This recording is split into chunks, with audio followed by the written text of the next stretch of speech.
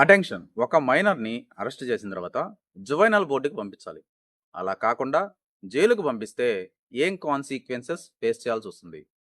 రీసెంట్గా Mohammed Zahid versus state of Bihar కేసులో ఒక habeas corpus writ petition Patna కోర్టులో ఫైల్ అయింది.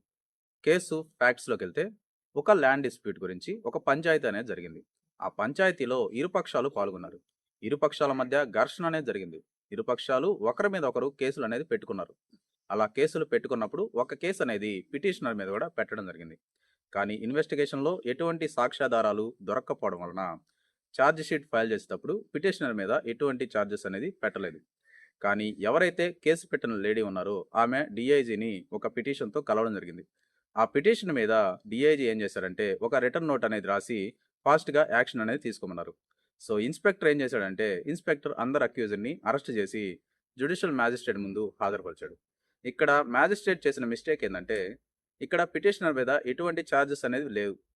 ఇక్కడ ప్రాసిక్యూషన్ కూడా ఏమన్నా ఛార్జెస్ పెట్టేదానికి ఏ పిటిషన్ కూడా వేయలేదు. సో అలాంటప్పుడు ఎటువంటి ఛార్జెస్ లేనప్పుడు జ్యుడిషియల్ రిమాండ్ అనేది ఇవ్వకూడదు.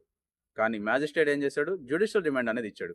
ఇక్కడ ఇంకో మిస్టేక్ ఏంటంటే అతను మైనర్ 10 సంవత్సరాలు. అతను పంపించాలంటే ఎక్కడ పంపించాలి, జువైనల్ బోర్డు పంపించాలి, జైలుకు కాదు.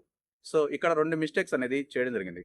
వాళ్ళ బ్రదరు పాట్నా హైకోర్టులో హెబియస్ కార్పస్ పిటిషన్ అనేది వేయడం జరిగింది. హైకోర్టులో విచారణ జరగగా ఈ 2 ఫ్యాక్ట్స్ బయటపడ్డాయి. హైకోర్టు ఇష్యూని సీరియస్గా తీసుకుంది. పిటిషనర్ అరెస్ట్ అనేది ఇల్లీగల్ అరెస్ట్ అని చెప్పేసి ఆర్డర్ ఇచ్చింది.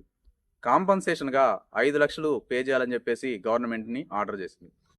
అంతేకాకుండా హైకోర్టులో కేసు ఫైల్ చేసినందుకు గాను లిటిగేషన్ ఎక్స్పెన్సెస్ పిటిషనర్కి 15,000 పే చేయాలని చెప్పి ఆర్డర్ ఇచ్చింది.